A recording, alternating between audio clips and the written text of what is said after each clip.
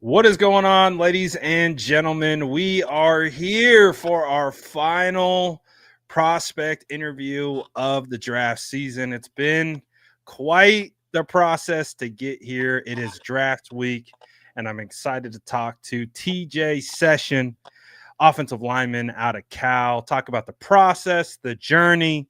I know you had a little run-in with the San Francisco 49ers. So we'll talk about that as well, among other things. But you guys already know what to do.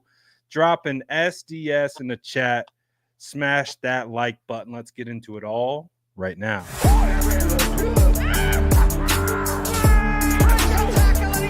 Smash that like button if you haven't already. Love to see it.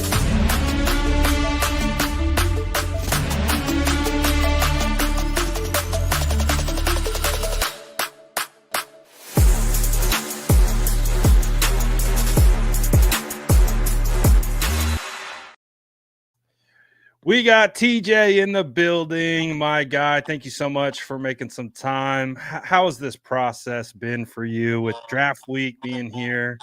What's the process been like for you? Yeah, it's been a long process, but you know what? I'm blessed to be in this position. I feel like a lot of people, a lot of high schoolers, a lot of college guys pray to be in my position, and I'm just really blessed to be in the position. So it's going good. Yeah, man, and it's going to be a exciting time when you find out what team you're going to be on. Maybe it'll be the San Francisco 49ers. We'll find out. Yep. But I kind of want to hop in to your journey. One of my favorite things to do with prospects, it's kind of like, obviously we get so hyper focused on the film and what you can do on the field. It's nice to get to know the guy underneath the helmet. So I kind of want to start with you. You're from LA area, right? Yes, sir. Yep. So you ended up going to Montana State out of high school. How did that land, and how did that process of like recruiting and all that stuff go for you? Mm-hmm. Yeah. So ended up committed to Montana State. I had offers from Fresno State and Oregon State. Those were the main two. Ended up taking the Montana State offer. So it was kind of a weird process for me. I wasn't really big on college football in high school, so I didn't know like what conferences and divisions. I didn't know that Montana State basically was a lower division going in there. But my So you, dad. you didn't know that they were like there's a FCS subdivision? No, You're like, I I'm gonna didn't. play D1. You're like, wait a second. It's still D1, man. Hey, it's D1 football. Right. Oh, Yeah. absolutely. We had a So, couple FCS guys on, so yep, much yep, respect to that. exactly. Yep. So I took my visit with my dad. My dad is or he was a drill sergeant. So he's the kind of guy where it's like kind of hard to impress at times. But I seen when I was on my.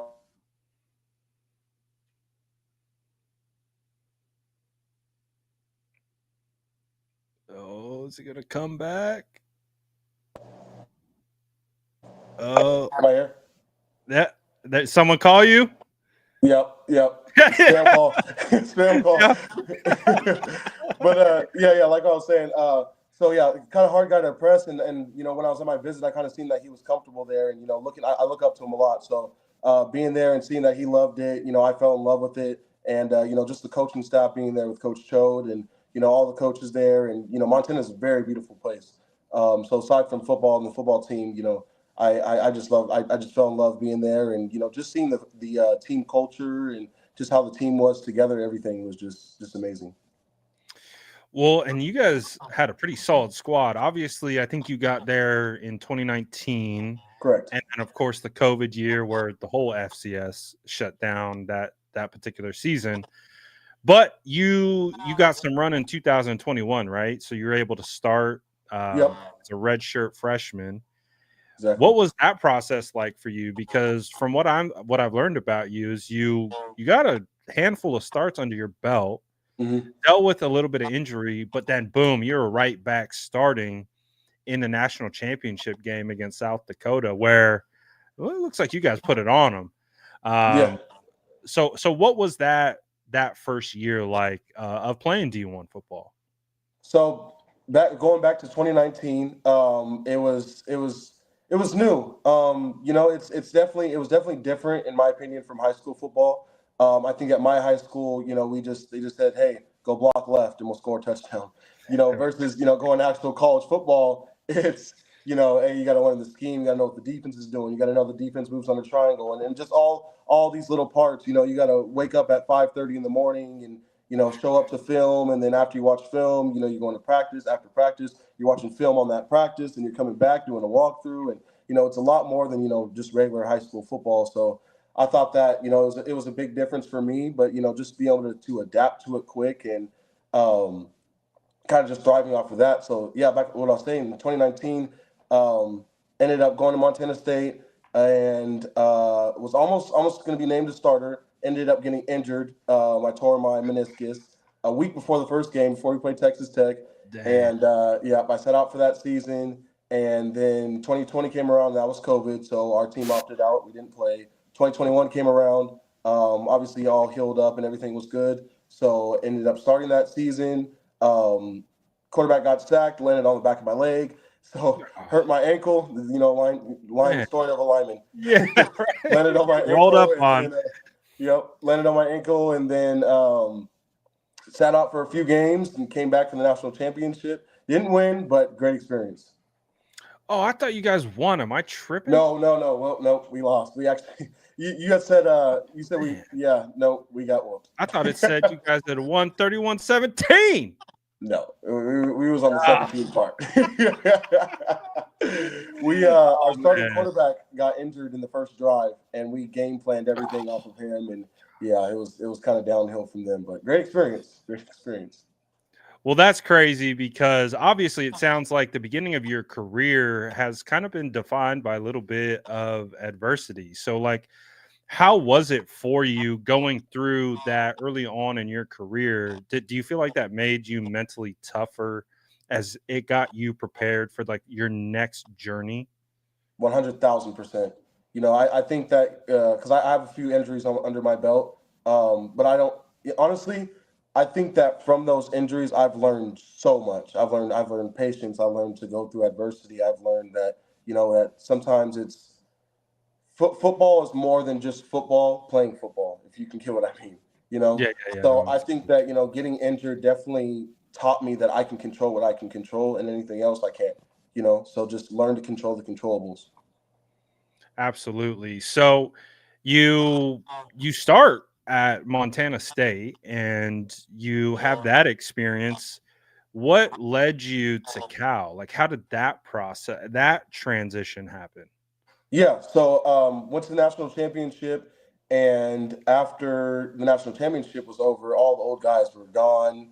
And for me as a young guy, I always, was talking to the older guys. I was always with the older guys, and kind of, slid with them. And after all they left, or after all of them, or you know what I mean, after they left, um, I kind of was like, dang, like all those guys are gone, and it's just me now. But I feel like I can play at a higher level.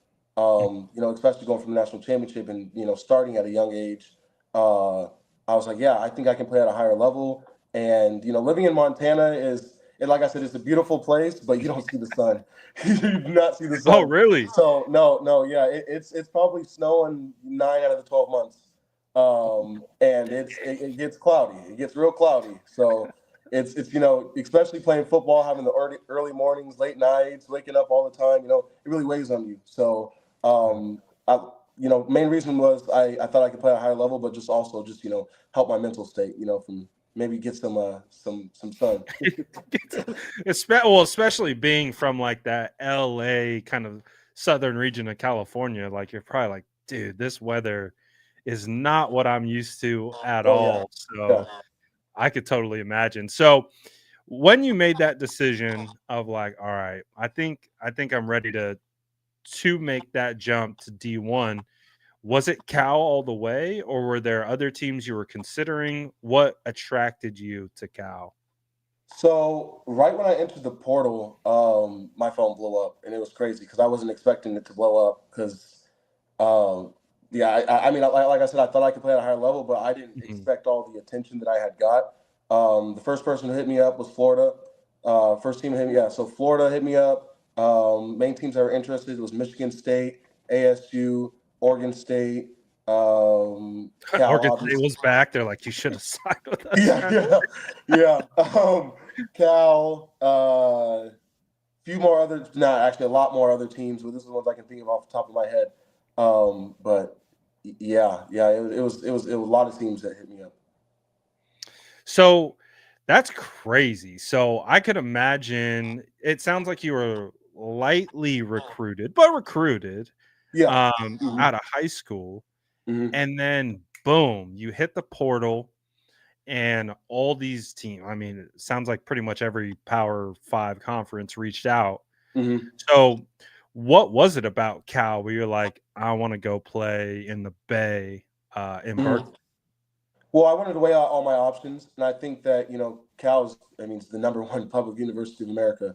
So why not? Besides football, and back to what you were saying about getting injured, and what I was saying, football is more than football at the end of the day. I know that injuries are really real. So why not get a degree from the number one public university? And still play at a high level of football. So I was thinking more of just football and kind of what happens after football as well. Well, you made a great choice, right? Because you have now graduated from Cal, if Hmm. I'm not mistaken, Yes. and now you're prepared to go, chase your dreams of the NFL. But before we got to this point, what was it like? I looked at that schedule in 2022, and it looked like the first big game you played, and correct me if I'm wrong, was against Notre Dame. Oh my gosh, yeah, yeah. That was. What I was remember that. that experience like? Yeah, it was crazy because playing FCS football, and I'm not bagging on FCS football because there's a lot of great FCS players out there.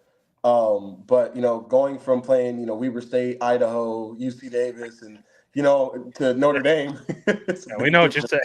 saying. Yeah, it's a big difference. I vividly remember being in the airplane, opening up the little window, and I see like the big Notre Dame stadium. Like, oh, like this is real.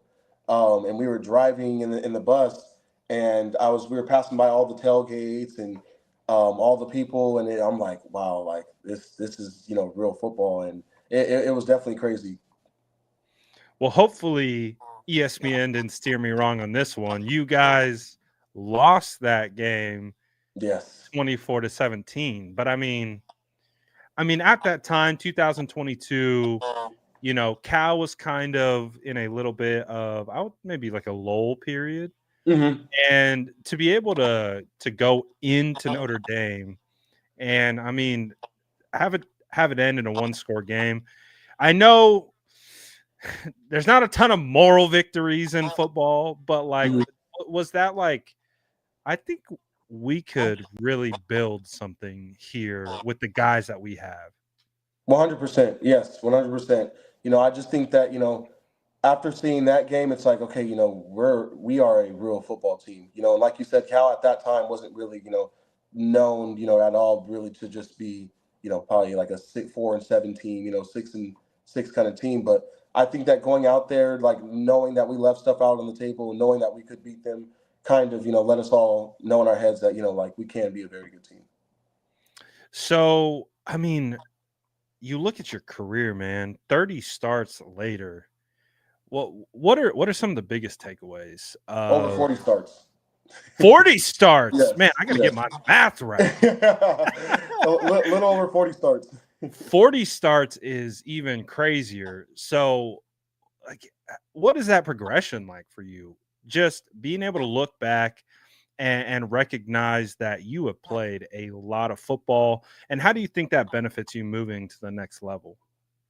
I think that once you start playing football, especially in the college realm, it's a lot of moving parts, but I think the more and more you play, especially offensive line, just gaining your confidence and, the game slows down a lot more. Like when you first start playing, you're like, oh, there's somebody out there. I got to call out, I'll call, but I got to tell them. But oh, wait, what's the play again? And you're just all in your head. And, then you're at my level where it's, I've been a 6-year senior. I was a captain last year and I played all these games. And now it's just like, okay, well, I know what I'm doing. Now, what is the defense doing? And I feel like once you can learn what the defense is doing and now learn your own offensive scheme, the game changes and it slows down a lot. So, yeah.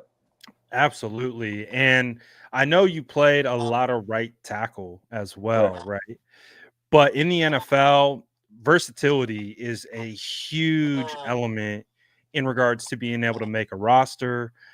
Do you see yourself being only a right tackle, or do you see a world that exists where you could play guard, you could play center, you could play Mhm. all 5 spots across the line if it was asked of you? I feel confident that I can play all positions. So I think that I played 2 games at right guard last season against Wake Mhm. Forest and Syracuse. Um, Funny story. So one of our guys, Bastion Sweeney, he had gone down the game before. I don't know whatever game was before Wake Forest. He gone down, and we needed a right guard to step up. And I think it was 3 days before the game, before we played Wake Forest. Coach was like, "Yeah, TJ, you're starting right guard." I was like, "Oh." Uh, Like, oh, okay. okay. With 3 games or 3 days before the game starts. Okay, cool, got it. But you know what? Ended up going out there, and I felt very comfortable at right guard. I think it's way different when you play right tackle your whole entire career and then switch to right guard for a couple games because it's like this is a whole different world. Like right tackle, you're playing in space. You're mostly always one on one with the guy, and then when you play guard, you're like in the middle of the action. You got a center next to you, you have your tackle next to you, and it's Star Wars there. So definitely different. Well, you get the bigger bodies, right? You get the Yeah, yeah, more yep. defensive tackles, but like you mentioned, right? You're comboing, you're getting the backer, like Hmm. you're reach blocking those guys. Obviously, you do those things on the outside as well, but at least in pass protection, right? You're you don't have to always be on an island. Of course, you will get matched up in that situation, Hmm. but it's a much different like right you have to be able to pick up stunts from both sides, right? You're Hmm. not just more keying on was my guy going to crash in or who's looping outside. So it sounds like you picked that up pretty well. Yeah, yeah. Like I said, with all the playing time I've had, I got, which I'm very blessed for it. Um, the game definitely just slows down. So I think that even though that I got switched, 3 days before the game was, I think that it was just at the end of the day, it was just playing football, O line. So I was really comfortable playing guard, and I think going into the NFL, if I get my shot, I think guard is a guard or center. Whatever position you want to put me in, I'm gonna attack it. I saw during your pro day you're doing some snaps at center. Yes. Yep. So how was that transition? So for me, I played some center guard. I never played tackle, so I can't Hmm. even try to rationalize what it would be like to be out on an island like that. Hmm. But going from basically the outside in, how was it snapping the ball? Do you feel like that's a natural process for you? Hmm. How would you feel playing center at the next I feel level? like it came natural to me. And I think that, I trained with Coach O. He's the head coach up at ARC Community College up here in Sacramento.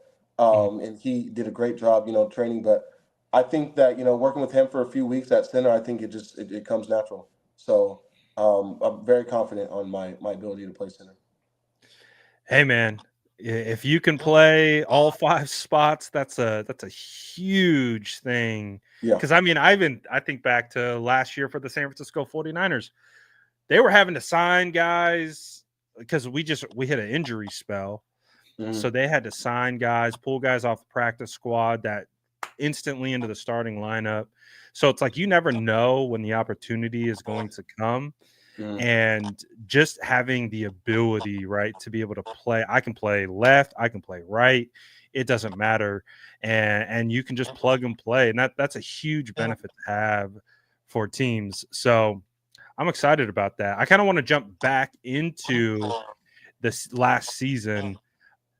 One of the, yeah, I think it was Teddy who mentioned, I think you guys had lost 3 games by combined 4 points. Does Four that games. sound right?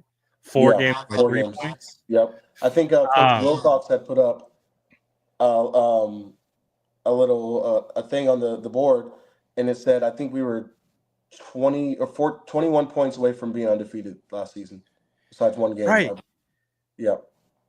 So when you look back at last season that you guys had at Cal, like, Do you feel like that's just another thing that you can add to the belt of like, man, we were so close, we were right there, we can be better, and this is just another thing that you can continue to build on as you enter the next level?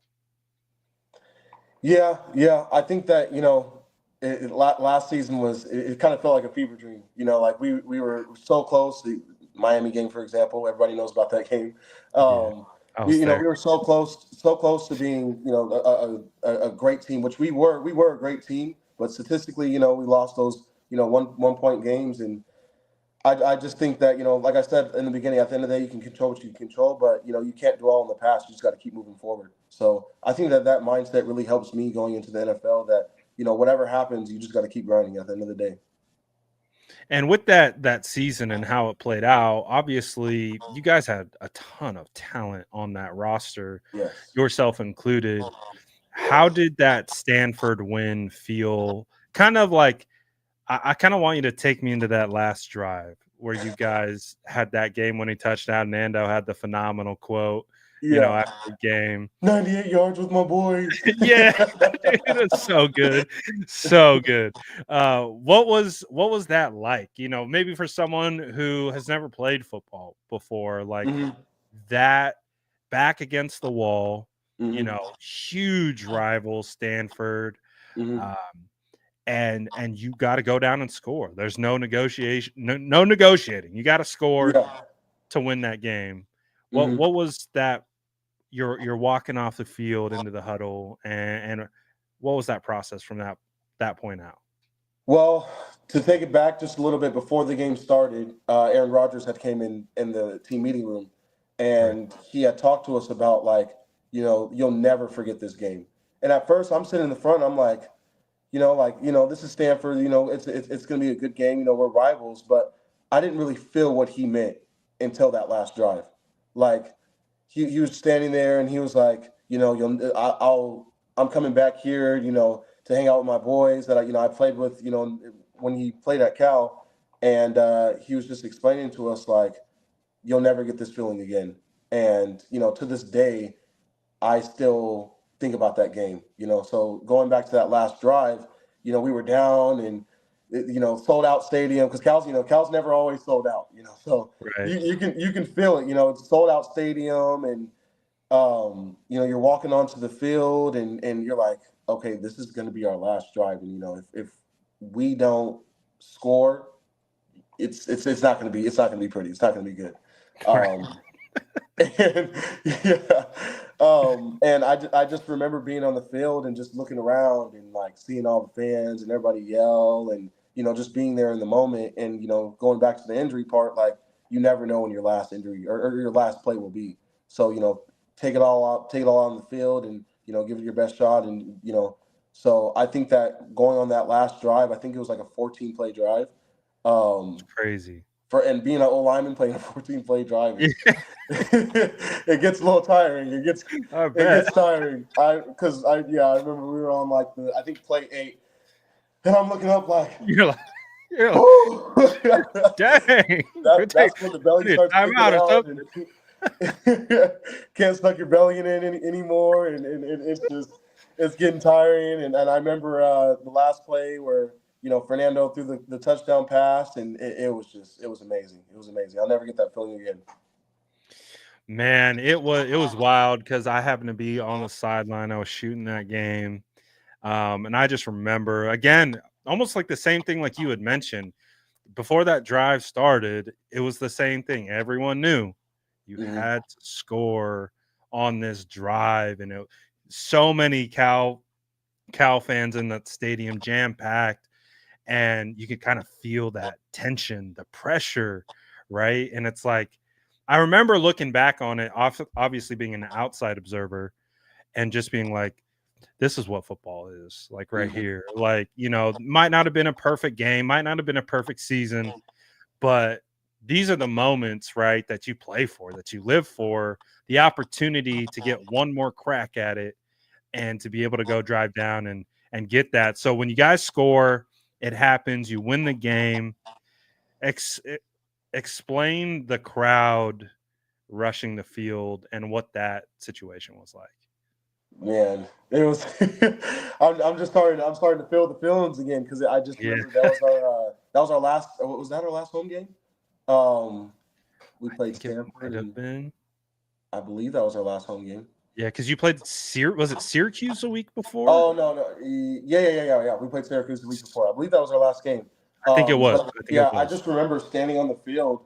There's a picture of it. I remember standing on the field and just looking around like, wow, like this is real. Like this is my last ever college game, and the guys or kids are running around, and students are running around, and like, oh my gosh, we just won, and it's like, yeah, like I don't know, it was just such a crazy experience, and I'm sure you saw the video of the guy trying to steal the helmet and our equipment manager tackling him, and it was chaotic, but I mean, looking back on it, it was just like just moments like that, like I really cherish moments like that. So it was Yeah, amazing. it was funny because Jaden had posted it to his story. I was the guy who screen recorded it and posted it, and it went viral. So that was a crazy, crazy experience. But Yeah, again, man, you would have thought that like Cal just won the championship or something, yeah, right? yeah. And I think it just kind of put the exclamation point on a challenging season with a really good team and a really good roster. And for whatever reason, things didn't go the way that we had hoped for. But man, to beat Stanford in that fashion, in that moment, it was like nothing else mattered. It was like it was just such a cool experience. And watching you guys, man, with all the kids, hey, can we get your gloves? Can we get your cleats? Like it's just like, man, they loved it, dude, and that's the Yeah. cool thing, right? Because especially with like the younger like generation, like you probably locked in some fans for a long time, and that's Mhm. really cool, right?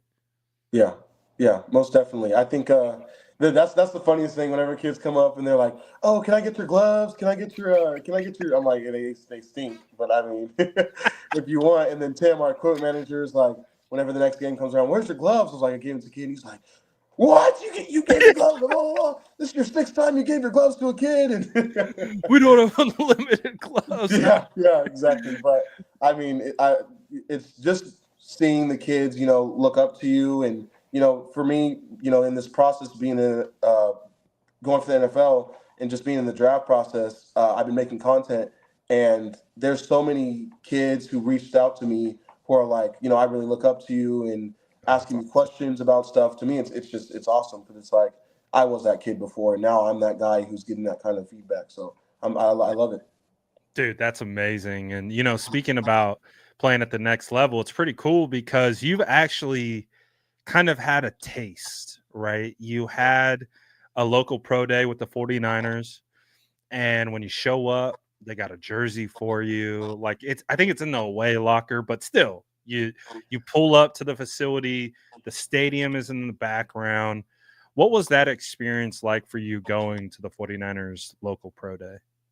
It was a great experience. I think that a lot of guys take stuff for granted, but it's like not everybody has the chance to do that. Not everybody has a chance to call their parents and say, "Hey, mom, I'm on the way to go to 49ers stadium.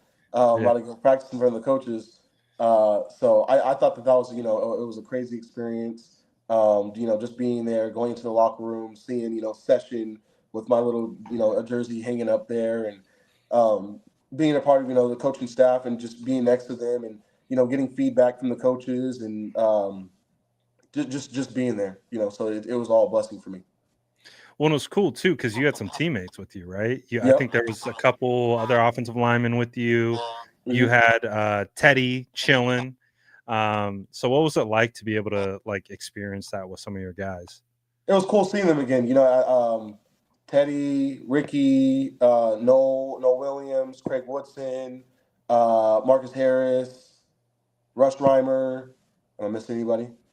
Shaq, Chandler Rogers, Ryan Coe. Yeah, Um, you guys are deep. yeah, we were deep. We were deep. We were just. I forgot your name. Whoever else there was.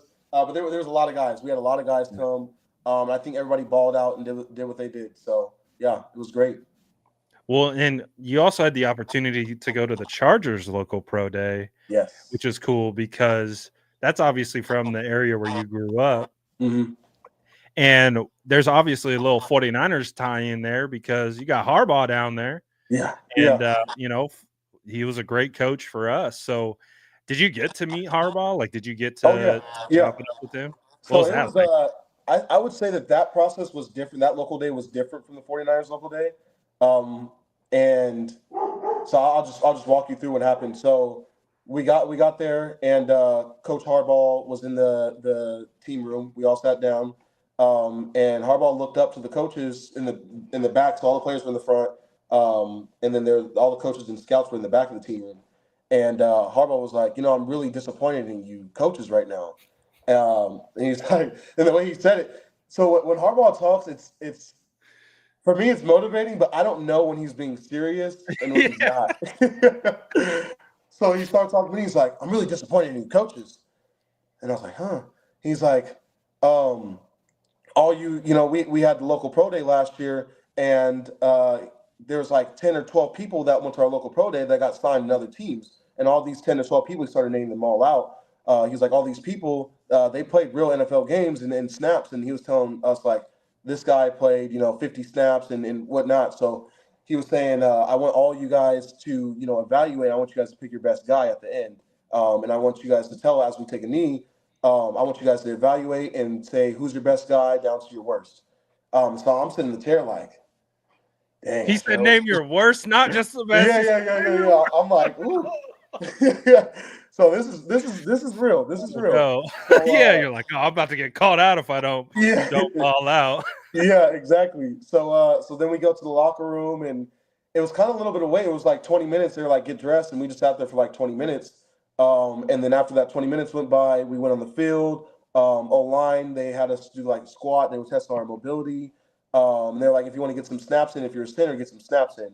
Which I'm surprised that the 49ers didn't do that, actually. We didn't snap the ball at all. Oh, interesting. Yeah, yeah, yeah. So none of the old linemen snapped the ball. We just kind of did everything on air.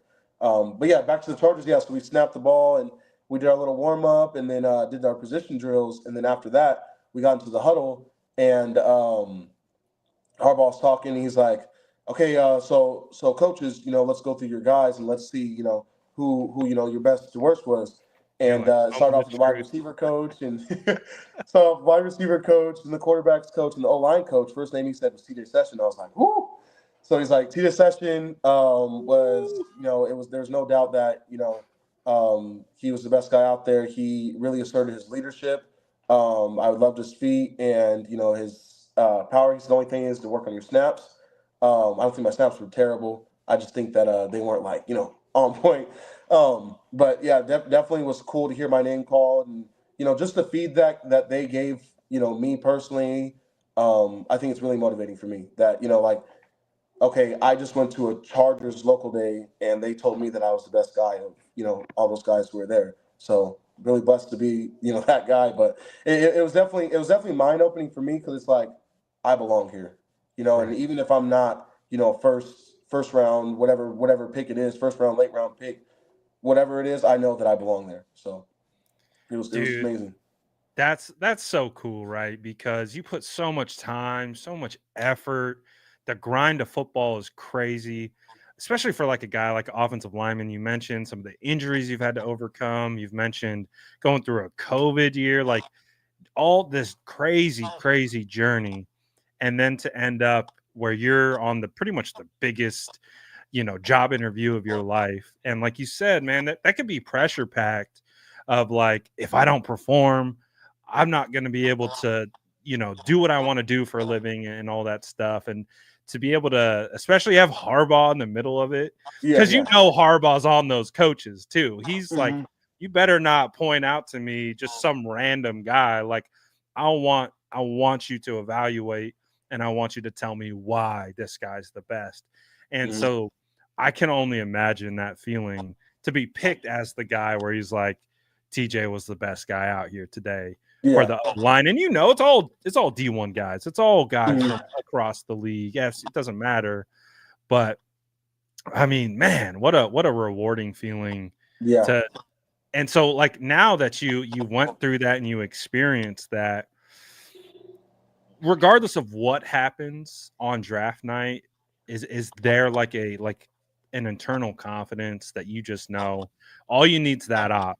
Give me the op, and then I'm gonna take advantage of it, and I'm gonna take care of what I can control.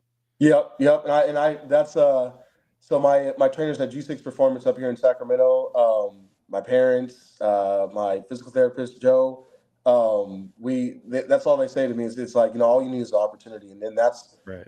that's been the ongoing trend of like what I've been putting in my mind, like all I need is that opportunity, because I know that once I get that opportunity, I'm going to shine no matter what happens, no matter what. I feel very confident that rookie mini camp, training camp, whatever it is, I'm going to give it all out. I'm going to do the best that I can do, and there's going to be a impact.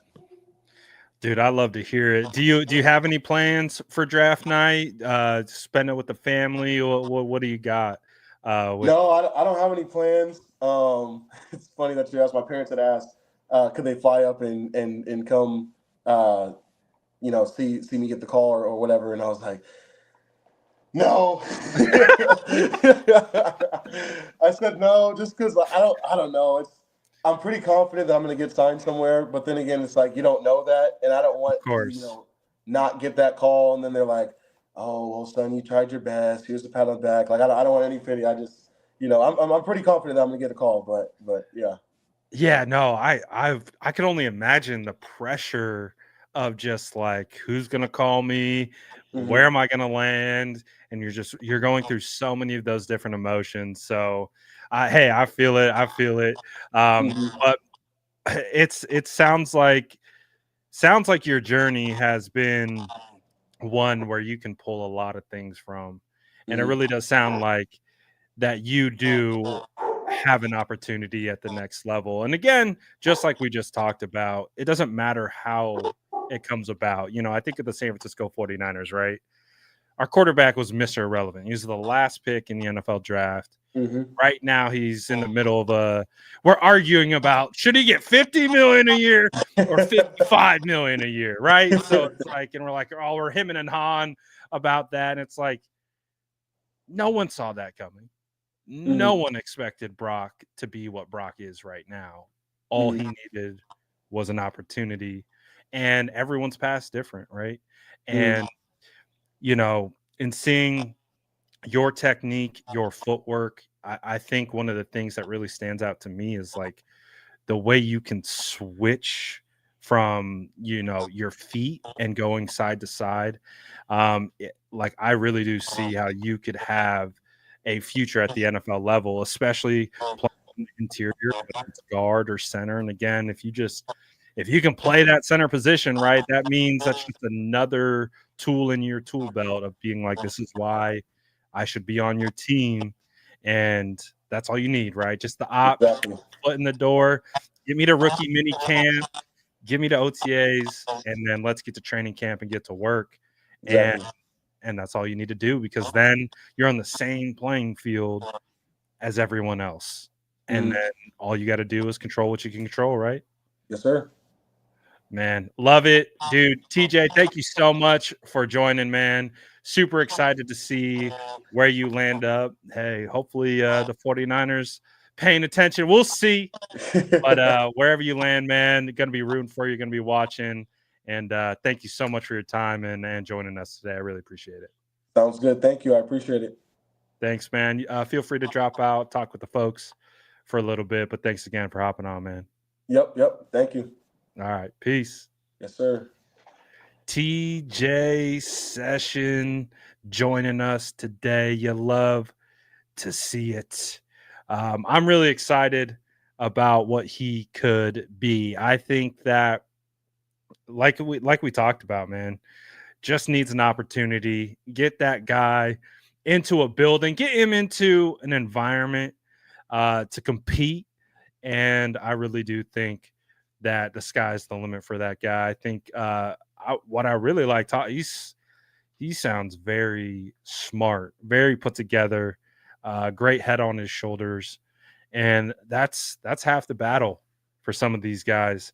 And it sounds like he's built and made up of the right stuff. And I could definitely see him getting onto a roster one day and making an impact. So shout out to TJ for joining, man. I thought it was pretty fun living through that final drive at Cal versus Stanford. Again, such a crazy season for Cal, but that moment was just such a special moment amidst everything that was going on. And it was cool to be able to kind of get his perspective and his mindset on it. So that was fun. Shout out to TJ, man. Honestly, I think I could really see him at center. Like his build and his frame and his feet. I think he could really be a solid center. Now he'll probably fit best at guard right out the gate. Because like he said, like he's been a tackle pretty much his whole career. Only played a couple games at right guard. So I think that with more experience, he can build up at center. But I do think that he could definitely. Oh, I forgot. I wanted to ask him that. I forgot. Dang it. I definitely wanted to ask him that. I forgot. I got caught up in the sauce. I did see that question, and I was going to ask him, and that's my bad. Let's get him back on. Hey, what was it like blocking for Jaden? He blocked for some really good running backs. Javian Thomas also really solid. Jaden now over with Oklahoma. That's big time college football playing at Oklahoma. So man, love Cal. Cal lost some good ones. Injuries, went to Texas. Got guys, I think it was it Hunter went to Nebraska. They had some talent on that team. But anyways, shout out to TJ for hopping on. Last draft prospect of the year. Like I said, I'll be on a plane tomorrow, headed to Green Bay to cover the draft, and we'll get into all that draft coverage with boots on the ground. So appreciate everyone, as always, for tapping in. Smash that like button on your way out. And I'm out of here for now. Peace.